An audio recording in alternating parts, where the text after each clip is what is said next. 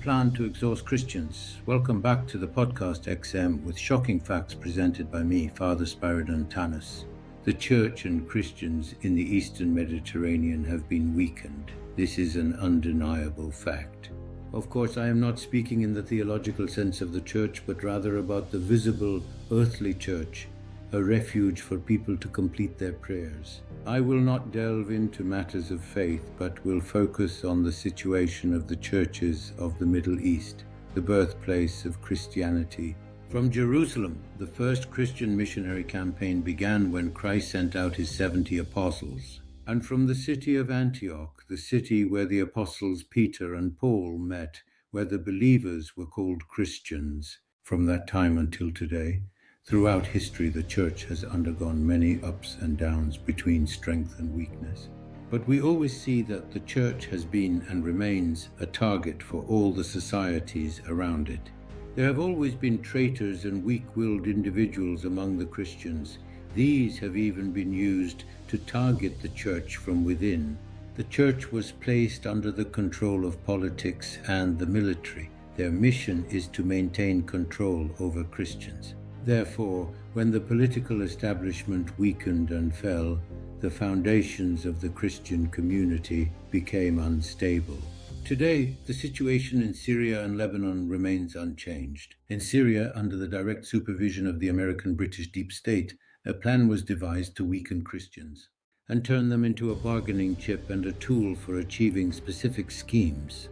This was done without the knowledge of the Christian public, but with the knowledge of church leaders. Tom Barrack was not lying when he repeatedly pointed to this plan, hoping that Christians would grasp it. However, Christians have now become mentally impaired. A patriarchal episcopal current has been established.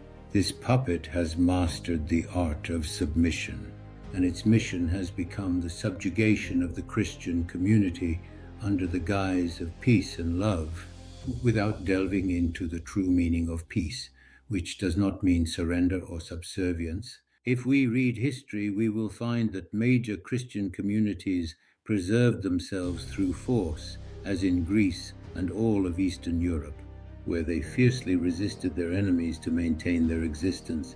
In Syria, as in Lebanon, there are traitors among the Christians supported by treacherous clergymen. Throughout history, they have been defeated and have become a disgrace to their communities. Even their graves are now reserved for traitors. The plan being devised in Syria and Lebanon aims for the gradual elimination and weakening of Christians.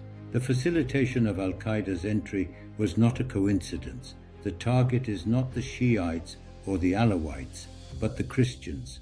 The only solution is to remove the traitors and establish a resistance, or to join the Orthodox resistance movements. Otherwise, the remaining Christians will live in subjugation, humiliation, and stripped of their will.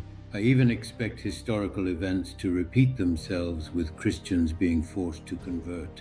Later, we will discuss in more depth the true danger into which the Christians of Syria and Lebanon have fallen.